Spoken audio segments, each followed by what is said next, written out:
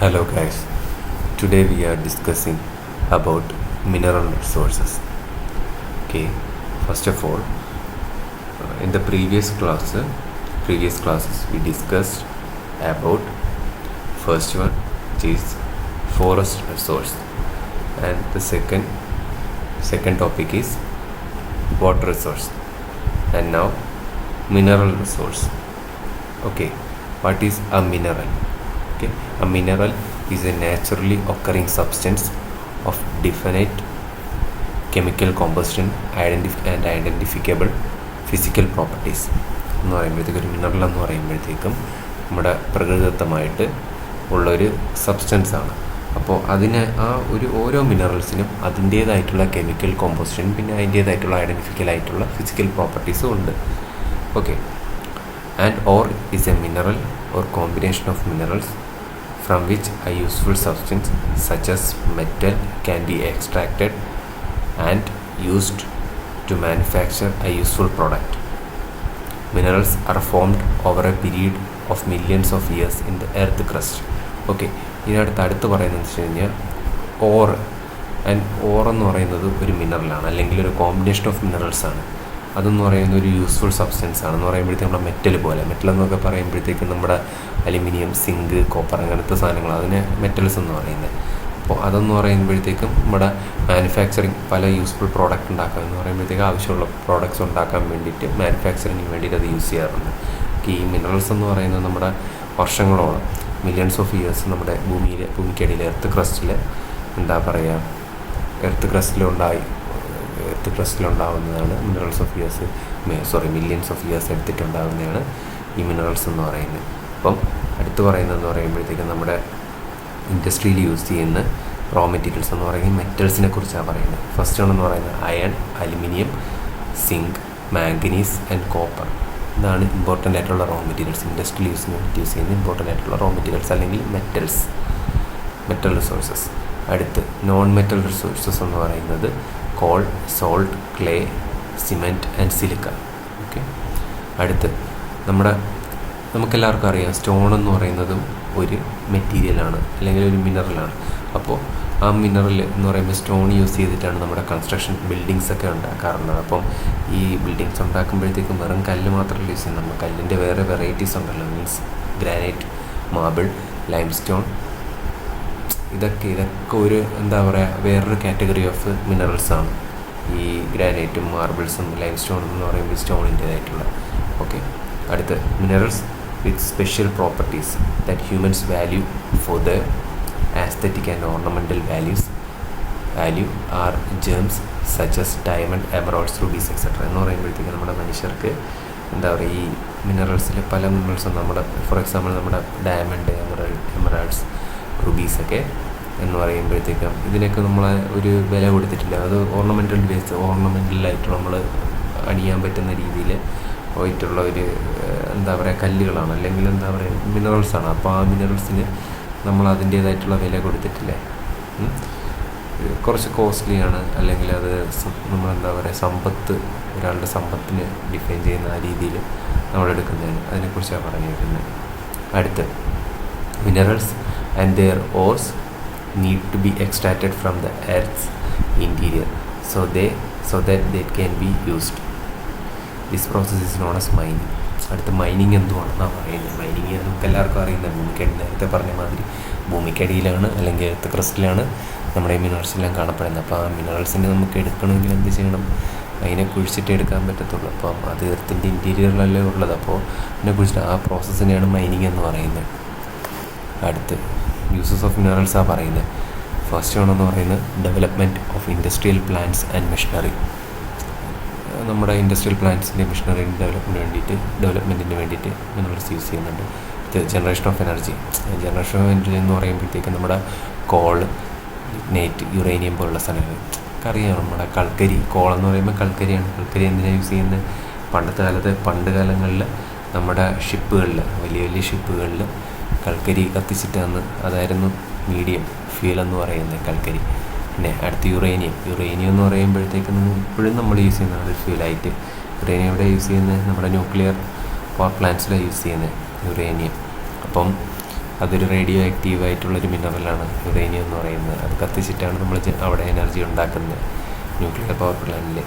അടുത്ത് construction, housing settlement, നമ്മുടെ buildings ഉണ്ടാക്കാൻ വേണ്ടിയിട്ട് നമ്മൾ താമസ സൗകര്യങ്ങൾ നമുക്ക് ഉണ്ടാക്കാൻ വേണ്ടിയിട്ട് നമ്മൾ മിനറൽസ് യൂസ് ചെയ്യുന്നുണ്ട്. അടുത്ത ഡിഫൻസ് എക്യുപ്മെൻറ്റ്സ് എന്ന് പറയുമ്പോൾ നമ്മുടെ പ്രതിരോധത്തിന് വേണ്ടിയിട്ട് ഉപയോഗിക്കുന്ന ആയുധങ്ങളിൽ എന്തൊക്കെയാണ് ഉപയോഗിക്കുന്നത് എന്ന് പറയുമ്പോഴത്തേക്കും വെപ്പൺസ് സെറ്റിൽമെൻറ്റ് എന്ന് പറയുമ്പോഴത്തേക്കും നമ്മുടെ ഗൺസ്, ബുള്ളറ്റ്സ്, അല്ലെങ്കിൽ എന്താ പറയുക മിസൈൽസ്, അതിനുള്ളിലെല്ലാം നമ്മുടെ പല രീതിയിലുള്ള മിനറൽസാണ് യൂസ് ചെയ്യുന്നത് ട്രാൻസ്പോർട്ടേഷന് വേണ്ടിയിട്ട്. ദെൻ അടുത്ത് കമ്മ്യൂണിക്കേഷനിൽ telephone wires, cables, electronic devices, ഇതിനകത്തെല്ലാം പല രീതിയിലുള്ള മിനറൽസ് യൂസ് ചെയ്യാറുണ്ട്. നമ്മുടെ ടെലിഫോൺ വയേഴ്സിലൊക്കെ പണ്ട് ഇപ്പം മാറിയിട്ടുണ്ട്, ഇപ്പോൾ എല്ലാവരും മൊബൈലൊക്കെ അല്ലേ യൂസ് ചെയ്യുന്നത്, എന്നാൽ അതിനകത്തും പല രീതിയിലുള്ള മിനറൽസ് യൂസ് ചെയ്യാറുണ്ട്. സിലിക്ക പോലുള്ള പല സാധനങ്ങൾ ഉപയോഗിക്കാറുണ്ട്. ഓക്കെ, അടുത്ത് ടെലിഫോൺ വയേഴ്സ് എന്ന് പറയുമ്പോഴത്തേക്ക് കോപ്പർ അതാണ് മെയിൻലി യൂസ് ചെയ്യാറുണ്ട്. പിന്നെ മെഡിക്കൽ സിസ്റ്റത്തിൽ പർട്ടിക്കുലർലി ആയുർവേദിക് സിസ്റ്റത്തിൽ പല രീതിയിലുള്ള മിനറൽസ് നമ്മൾ യൂസ് ചെയ്യാറുണ്ട്. പൊടിക്കാനും അടിക്കാനും എന്താ പറയുക പല കാര്യങ്ങൾക്കും വേണ്ടിയിട്ട് പല രീതിയിലുള്ള ഡിവൈസസ് നമ്മൾ യൂസ് ചെയ്യാറുണ്ട്. ഓക്കെ, അടുത്ത formation of alloy for various purposes എന്ന് പറയുമ്പോഴത്തേക്ക് അലോയ്സ് എന്ന് പറയുമ്പോഴത്തേക്ക് അറിയാലോ, ഒന്നിലധികം മിനറൽസ് അല്ലെങ്കിൽ ഒന്നിലധികം മിനറൽസിൻ്റെ ഒരു കെമിക്കൽ കോമ്പോസിഷൻ അല്ലെങ്കിൽ അതിൻ്റേതായിട്ടുള്ളൊരു കോമ്പോസിഷനിൽ ഉണ്ടാക്കിയെടുക്കുന്ന സബ്സ്റ്റൻസാണ് അലോയ്സ് എന്ന് പറയുന്നത്. അപ്പോൾ അത് അലോയ്സിനെ ഉണ്ടാക്കുന്നതിന് വേണ്ടിയിട്ട് മിനറൽസ് യൂസ് ചെയ്യുന്നുണ്ട്. അടുത്ത് അഗ്രികൾച്ചർ, കൃഷിക്ക് എന്തൊക്കെ മിനറൽസ് ആയിരിക്കും യൂസ് ചെയ്യുന്നത്? നമ്മുടെ ഫെർട്ടിലൈസേഴ്സ് ഉണ്ട്, ഫെർട്ടിലൈസേഴ്സിൻ്റെ ഫോമിൽ, അല്ലെങ്കിൽ സീഡ് ഡ്രസ്സിങ്സ്, പിന്നെ ഫംഗിസൈഡ്സ്, ഇതിനെല്ലാത്തിനും യൂസ് ചെയ്യുന്നുണ്ട്. ഓക്കെ, അടുത്ത് ജ്വല്ലറി നിങ്ങൾക്കിനി പ്രത്യേകിച്ച് പറയേണ്ട കാര്യമില്ല. ഗോൾഡ്, സിൽവർ, പ്ലാറ്റിനം, ഡയമണ്ട്, ഈ സാധനങ്ങളൊക്കെ നമ്മൾ യൂസ് ചെയ്യുന്ന ജ്വല്ലറി. അടുത്ത് environmental effects of extracting mineral resources. ഇതിൽ ഫസ്റ്റ് എന്ന് പറയുമ്പോഴത്തേക്കും നമുക്ക് എല്ലാവർക്കും ഇത് പ്രത്യേകിച്ച് എക്സ്പ്ലെയിൻ ചെയ്യേണ്ട കാര്യമുണ്ടോ, എന്നാലും പറയാം. നമ്മുടെ എന്താ പറയുക നമ്മുടെ മിനറൽസ് മിനറൽ റിസോഴ്സസ് എക്സ്ട്രാക്റ്റ് ചെയ്യുമ്പോൾ ഉണ്ടാക്കുന്ന പാരിസ്ഥിതിക പ്രശ്നങ്ങളാണ് നമ്മൾ ഡിസ്കസ് ചെയ്യാൻ പോകുന്നത്. അതിൽ ഫസ്റ്റ് എന്ന് പറയുന്നത് ഗ്രൗണ്ട് വാട്ടർ പൊല്യൂഷൻ. അപ്പോൾ അതിനുള്ളിൽ നമ്മുടെ ഈ മൈൻ ചെയ്യുന്ന കുഴിക്കുമ്പോഴത്തേക്ക് എന്താ സംഭവിക്കുക, നമ്മുടെ എന്താ പറയുക ഈ ഹെവി ആയിട്ടുള്ള മെറ്റീരിയൽസ് നമ്മുടെ താഴോട്ടേക്ക് ഊഴ്ന്നിറങ്ങാൻ സാധ്യതയുണ്ട്. അപ്പോൾ അതെന്താ ചെയ്യുന്നത്, നേരെ ഗ്രൗണ്ട് വാട്ടറിലിട്ട് പോകും. അപ്പോഴത്തേക്കും ഗ്രൗണ്ട് വാട്ടറിൽ പൊല്യൂഷൻ സംഭവിക്കും കേട്ടോ. അപ്പോൾ ഇതെന്താ ചെയ്യുക, നമ്മുടെ മൊത്തത്തിലുള്ള ഒരു ഹൈഡ്രോളജിക്കൽ സൈക്കിളിനെ അതിനെ ബാധിക്കും. ഈ മൈനിങ് എന്ന് പറയുന്ന സാധനം നമ്മൾ കേട്ടിട്ടില്ലേ, ഈ കുഴിക്കുമ്പോഴത്തേക്കും ചുറ്റുമുള്ള വീടുകളിൽ എന്താ പറയുക അല്ലെങ്കിൽ കിണറുകളിൽ വെള്ളം കിട്ടുന്നില്ല, അങ്ങനത്തെ സിനാരിയൊക്കെ നിങ്ങൾ കേട്ടിട്ടില്ലേ, അല്ലെങ്കിൽ അത് പൊല്യൂട്ടായി പോകുന്നു എന്നൊക്കെ. അതൊക്കെ ഈ കാരണം കൊണ്ട്. അടുത്ത surface water pollution. Surface water എന്താ സംഭവം, നമ്മുടെ വാട്ടർ ബോഡീസ് ഇല്ലേ, നമ്മുടെ വാട്ടർ ബോഡീസ് എന്ന് പറയുമ്പോഴത്തേക്കും സർഫസ് വാട്ടർ ബോഡീസാണ്.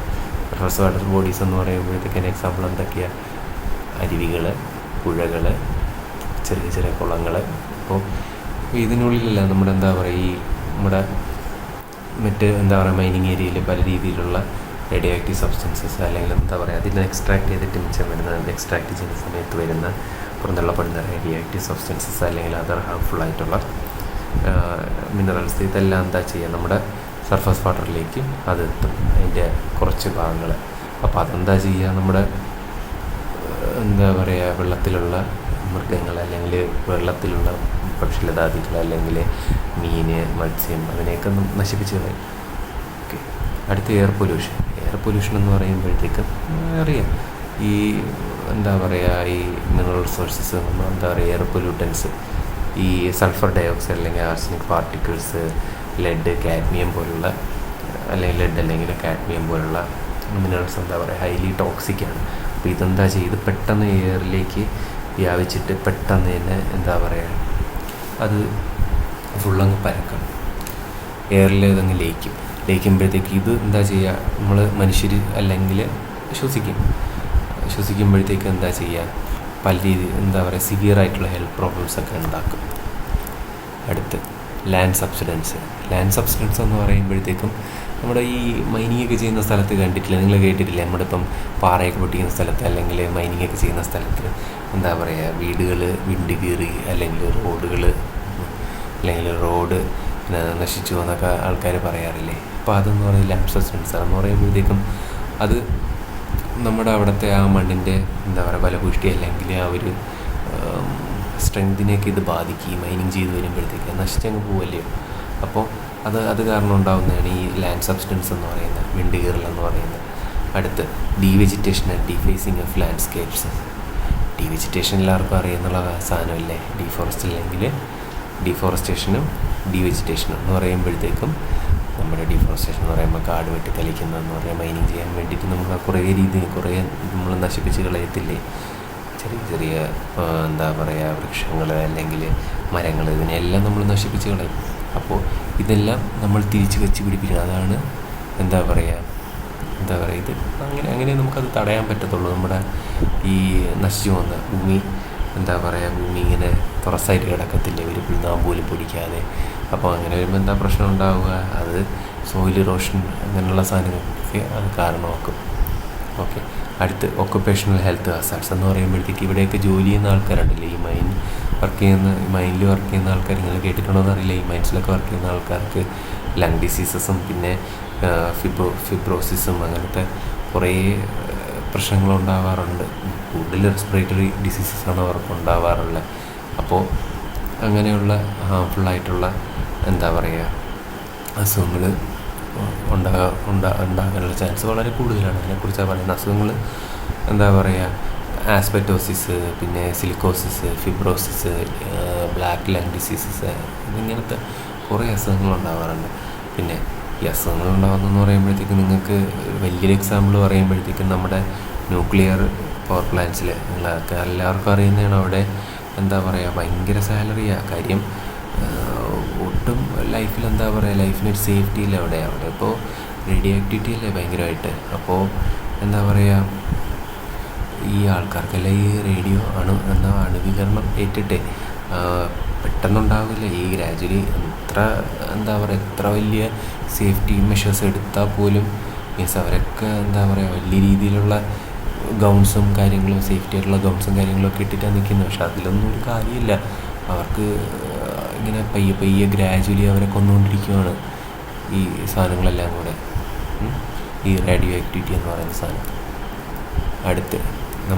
അടുത്ത് പറയുന്ന remedial measures to reduce environmental effects of extracting mineral resources. നമ്മുടെ ഈ മിനറൽ റിസോഴ്സസ് എക്സ്ട്രാക്ട് ചെയ്യുന്ന സമയത്ത് ഉണ്ടാകുന്ന പാരിസ്ഥിതിക പ്രശ്നങ്ങൾ എങ്ങനെ അവോയ്ഡ് ചെയ്യാം, അതിനുള്ള റെമഡീസാണ് പറയുന്നത്.